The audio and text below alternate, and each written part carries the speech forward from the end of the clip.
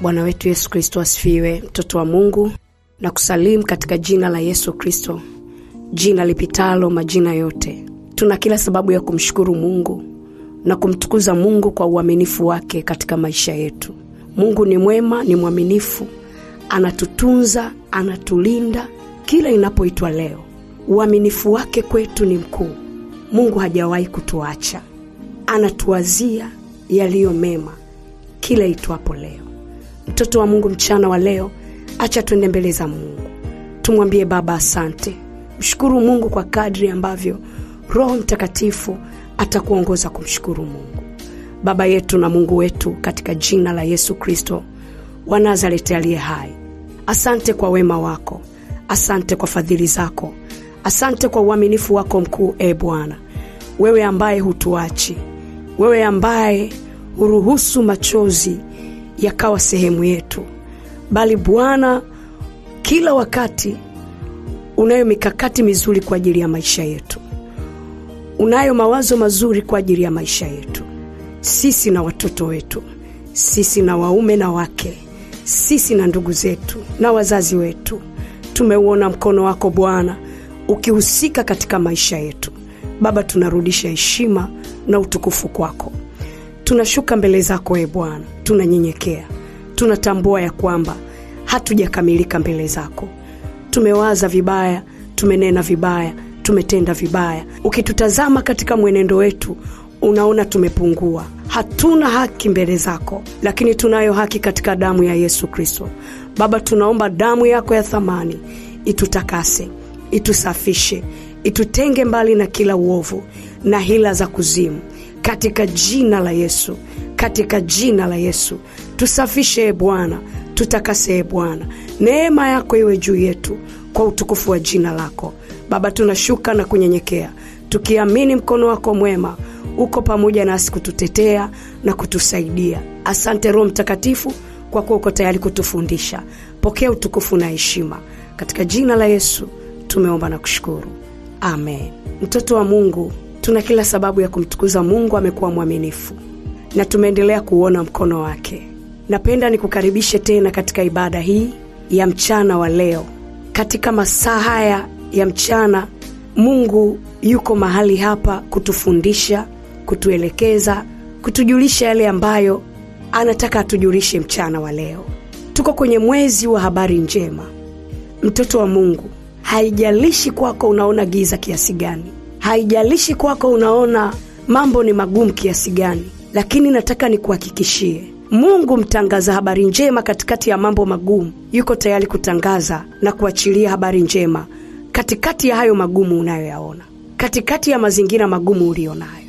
Na kitabu kinachotuongoza katika mwezi huu wa habari njema, mwezi wa 6, kinatoka kwenye kitabu cha Luka sura ya 1, ule mstari wa 26 mpaka ule mstari wa 38.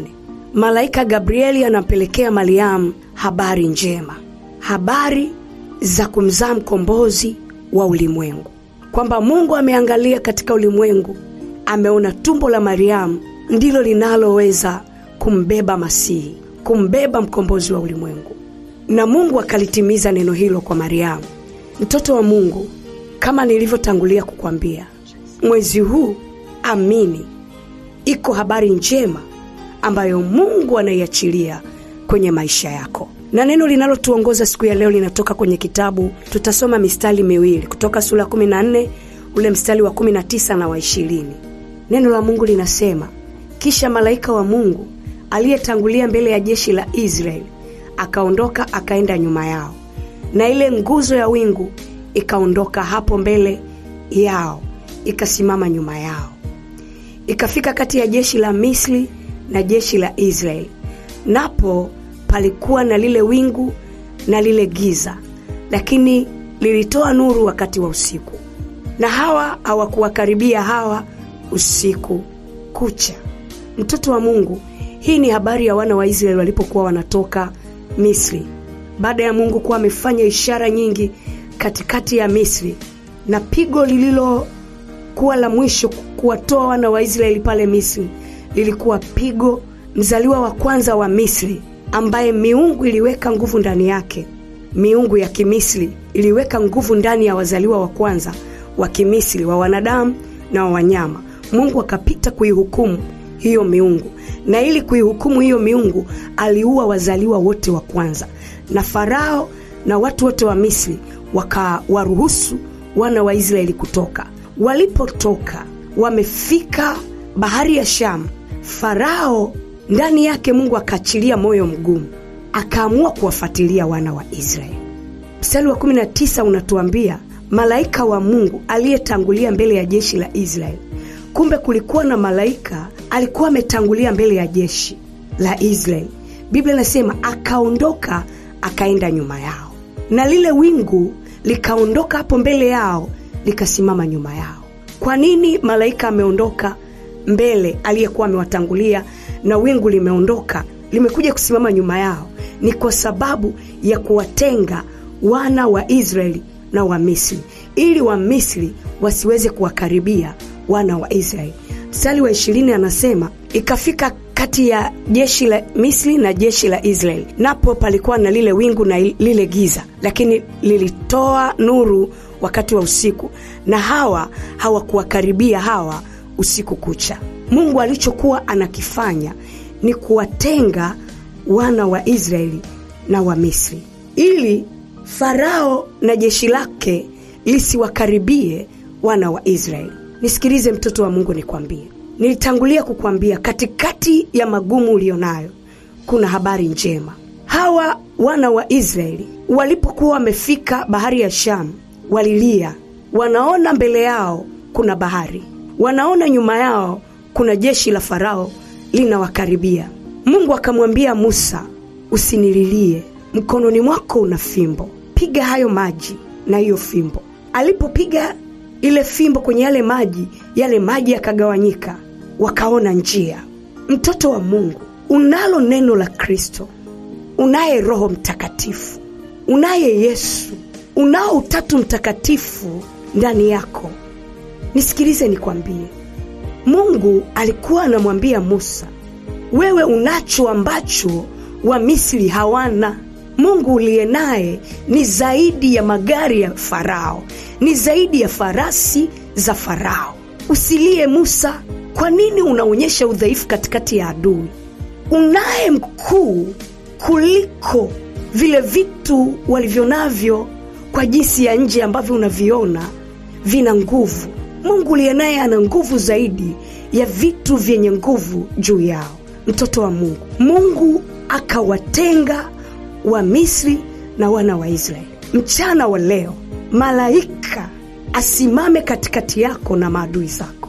Wingu la Bwana, nguvu ya Roho Mtakatifu isimame kati yako na katikati ya adui zako, ikutenge, iachilie habari njema. Kiendelea kusoma, tunaona jinsi ambavyo wana wa Israeli baada ya kupita kwenye ile njia, Mungu akaachilia moyo wa Farao kuwa mgumu, na wao wakapita kwenye ile njia. Inawezekana wanaokufuatilia wanajua uko peke yako, hawamjui Mungu uliye naye, hawajui yuko malaika aliyetangulia mbele yako, amerudi hapo kukutenga wewe na adui zako, kukutenga wewe na adui zako. Nisikilize mtoto wa Mungu, malaika aliwatenga, lile wingu liliwatenga, wana wa Israeli wakavuka salama. Mungu akamwambia Musa, hiyo fimbo ulionayo piga tena kwenye hayo maji. Alipopiga kwenye hayo maji, maji yakakusanyika, yakawafunikiza adui za Israeli, wakaangamia wote. Mtoto wa Mungu, nataka nikwambie, iko habari njema katikati ya mambo magumu unayokutana nayo. Katikati ya hayo mazingira magumu, iko habari njema. Yuko malaika aliyetumwa akae katikati yako na maadui zako, asababishe ushindi kwako, aachilia uangamivu kwa maadui zako. Mchana wa leo natamani twende mbele za Mungu, tumwambie Mungu uliyewatenga wana wa Israeli, ukaachilia habari njema ya kuvuka kwao, achilia habari njema ya kuvuka kwetu mchana wa leo. Mungu achilie habari njema ya kuvuka kwako. Mungu akutenge na maadui zako. Kabla tujaenda kwenye hayo maombi, mtoto wa Mungu, natamani tuingie kwenye maombi ya toba. Inawezekana tumelia kama wana wa Israeli walivyolia. Mungu anamwambia Musa, usinililie mimi, waambie wana wa Israeli wasonge mbele. Mchana wa leo songa mbele, acha kulia. Acha kuangalia mazingira magumu. Unaye Mungu anayeweza kukutoa kwenye hayo mazingira magumu, anayeweza kuachilia habari njema katikati ya hayo mazingira magumu. Nifuatishe ya maombi, mtoto wa Mungu. Sema: Bwana Yesu, niko mbele zako. Ninakushukuru kwa mchana wa leo. Asante kwa kusema nami. Asante kwa kuachilia neno lako lilobeba matumaini kwangu. Baba, ninaomba toba, ninaomba rehema. Ni kweli kabisa nimenungunika, nimelia kulingana na mahali nilikopita, lakini neno lako mchana wa leo limeinua nafsi yangu tena, ya kwamba Bwana unaweza kuachilia malaika kapita mbele yangu, akaenda katikati yangu, akanitenga na maadui zangu, akaniondoa kwenye mazingira niliyo nayo. Bwana, mchana wa leo ni rehemu, nitakase, nisafishe kwa damu yako. Ninakuja mbele zako nikinyenyekea. Futa jina langu kwenye kitabu cha hukumu, liandike kwa jina la Yesu kwenye kitabu cha uzima, katika jina la Yesu, amen. Acha tuombe, mtoto wa Mungu. Baba, katika jina la Yesu Kristo wa Nazareti aliye hai, ninamsogeza mtoto wako huyu, Bwana, katika jina la Yesu. Mungu uliyewatoa wana wa Israeli katika mazingira magumu, katikati ya maadui ukawapa ushindi, ukawatenga na maadui zao. Malaika kasimama nyuma yao, wingu likasimama nyuma yao ili kuwatenga na maadui, na ukawaangamiza maadui zao. Ndivyo ninavyokusihi mchana wa leo. Simama katikati yake, Bwana, mtoto wako huyu na adui waliomzingira na mazingira magumu walionayo.